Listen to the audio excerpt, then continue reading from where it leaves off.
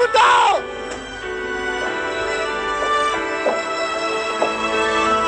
Ang nagmalasakit, nagmahal,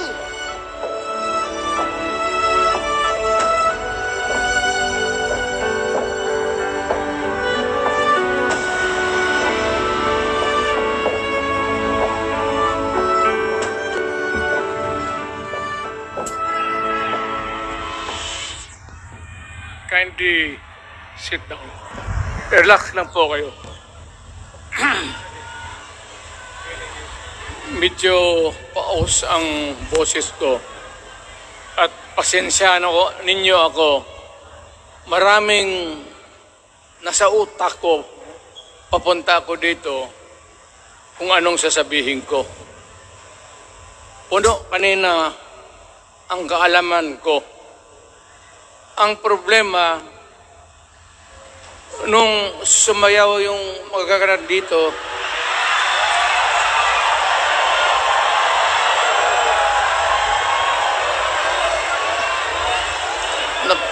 nakalimutan ko.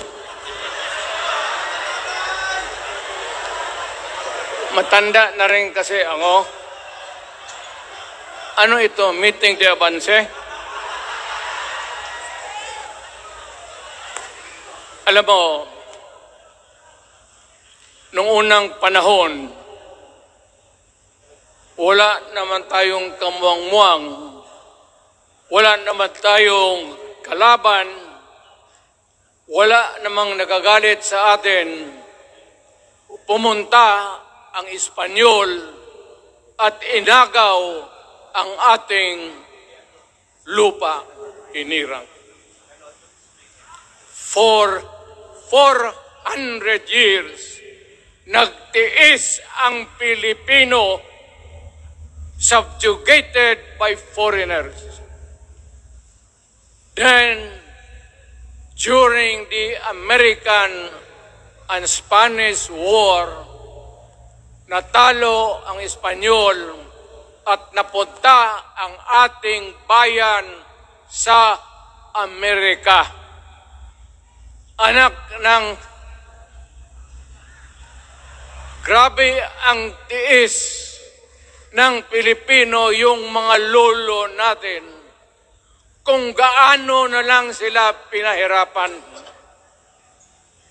Alam mo noon, kung hindi ka magsimba, ay may mga pare nandyan, they know the history of Christianity.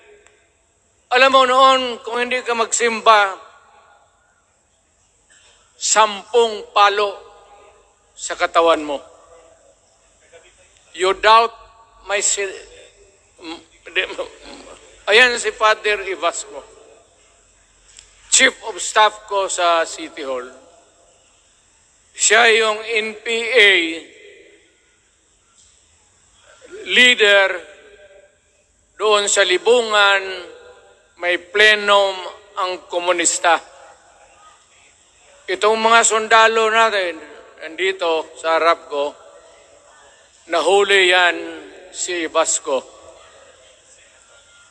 At ako naman ay fiscal noon, pumunta ako sa Katitipan para i-administer ko yung oath niya, yung statement niya kung totoo o hindi.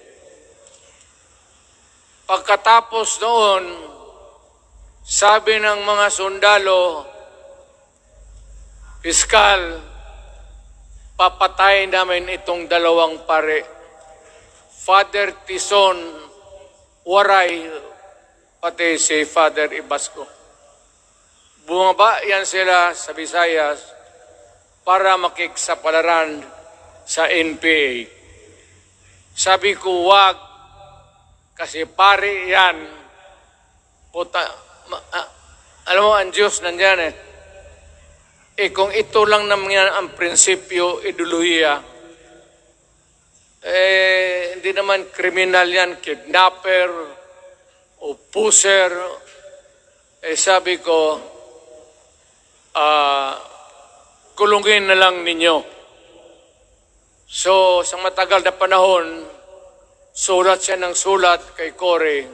Eventually, na-release yan sila lahat, pati na ang asawa nila Quintanar, yung mga komunista, mga Esparo, nanggaling dito at naging uso sa buong Pilipinas, yung pagpatay. Wala. Barangay captain, konsehal, military, navy, police, puro may pamilya. Anak ka ng kakawalang kwenta yung ideolohiya. Kung hindi mo man lang mabinta sa mapayapa na panahon, so kinuha ko siya Chief of Staff, tapos umuwi siya sa Bohol, naging governor. Pare ito. Nandito siya ngayon, kasama tayo, at maraming salamat you guys from other parts of the Philippines nagpunta rito para lang makipagduyog sa Bisaya, sumama lang sa ating, kung sabay tunong sa Tagalog, yung ating, the purpose of why we are here. Wala akong, no longer in politics. I am not a candidate. Nahirapan nga ako mag-akyat ng hagdanan. I am 80 years old. 79 lang, pero hindi binibilang yan eh. Sabi malas daw. Sabi ng asawa ko, 80 na ako. O sige, 80 na. Pero nung lumabas itong People's Initiative, okay man yan. Abogado ako. There are 3 ways of amending the Constitution. Mag-constitutional convention, mag-election tayo sa political districts ng representante para sa assembly to convene there and propose changing or modification of our Constitution. Itong People's Initiative, pati itong Congress, they would convert the Congress into a constituent body and propose the Constitution. Alinman dyan sa lahat, it will be submitted to the people for ratification. Ang problema dito, ako, Mr. President, Ma'am Lisa Araneta Marcos, hindi ninyo ako kalaban. Wala akong sinasabi ng masama. Hindi lang ako makakampanya noon. Alam mo, iniiwasan ko ito. Itong panahon na ito talaga ang iniwasan ko kasi mapipilitan ako ngayon magsalita laban ng mga tao sa gobyerno. Alam mo, Mr. President, hindi ako maghingi ng tawad. Kagawan mo yan eh. It is your responsibility sa sarili mo. What you do in this world binds you. Iyo yan. Huwag mong sisihin ang ibang tao kasi sarili mong utak at katawan yan. Nung ako'y mayor, pinakitaan ako ng evidence ng PDEA. Doon sa listahan, nandoon yung pangalan mo. Ayaw kong sabihin yan kasi magkaibigan tayo. Kung hindi magkaibigan, magkakilala. Ikaw pumapasok kayo ng alanganin. Mr. President, baka susunod ka sa dinaanan ng tatay mo. Diyan ako takot. Ayaw ko mangyari sa iyo yan. Pabor lang, ako namang nagmamakaawa kasi it will divide the nation at madugo itong panahon na ito. Alam mo, Mr. President, sabihin ko maya sa tao kung ano ka. Noong unang panahon, hindi tayo puro Bisaya nagkita-kita doon sa Luzon. There was a community of Filipinos. Galing Visayas, galing Ilonggo, galing Waray, galing Mindanao, galing Hulo, galing Lanao, Cebu, Samar, at Taas, Pampanga, Apare. Nagkita-kita yung mga minono natin. Kasi hinawakan tayo ng Espanyol, pati Amerikano. Nung dumating ang panahon na tayo'y nagkaharap na, sabi ng mga lolo natin, ano ang gawain natin sa bayan natin? Pwede ba tayong magbarangay-barangay lang o magkaisa tayo? Di na bale, iba-iba ang salita natin. It was agreed by the Filipinos then of all walks of life, Ma-Ilocano, Ma-Cebuano, mga taga-Mindanao, they agreed to form a constitution.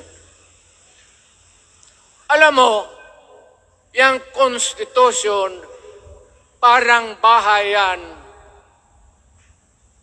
sa tao. May poste. Sabi natin noon, magawa tayo ng magandang opisina where we can meet and talk about the destiny of this country. Doon, they agreed na may malaking bahay, may poste, mga malaking poste, at may mga muebles at kwarto, living rooms and all. Ang usapan na from time to time, lumalaki na ang bayan at magdagdag tayo ng mga opisina sa mga opisyal. Maganda yon, bahay yun. Mga sahig, nandyan lahat. Lamesa, desks, chairs and everything. Wala tayong pinag-usapan na sirain yung bahay na yun. It was intended for posterity at inabot sa atin yung konstitusyon na yan. Although it was amended and modified, but it is still the fundamental law since 1935 hanggang ngayon. At what keeps in Ilocano, Bisaya, Waray, Moro, bakit tayo nagkaisa? Magkaiba ang salita natin, ang pagkain, iba, ugali, iba. Bakit tayo andito ngayon? Dahil sa isang bahay. Yung bahay na yan, yung papel, the Constitution. Ngayon, ang Constitution is supposed to be a permanent thing. Ang batas na binigay ng Constitution, so Congress, lawmakers, they can make laws every day, modify, change it if they want, every week. Okay lang yan. Huwag ninyong pakialaman ang konstitusyon kasi yun ang bahay opisyal ng Pilipino. Anak ka ng... Bakit pumasok sa utak ninyo yung People's Initiative? Anong nakain ninyo? There's nothing wrong with the Constitution right now. The environment in the Philippines seems to be positive, okay. Wala namang problema. Araw-araw, nakikita tayo. Punta Maynila, marami akong kaibigan, mga brother ko, mga classmate ko. Okay ang buhay natin. But suddenly, nandito yung People's Initiative.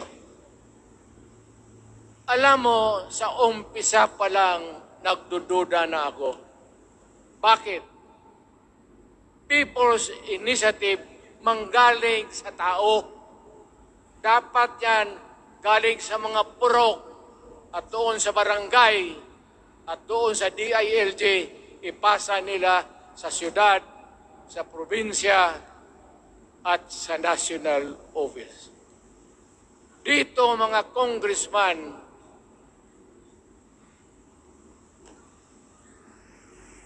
alam ninyo,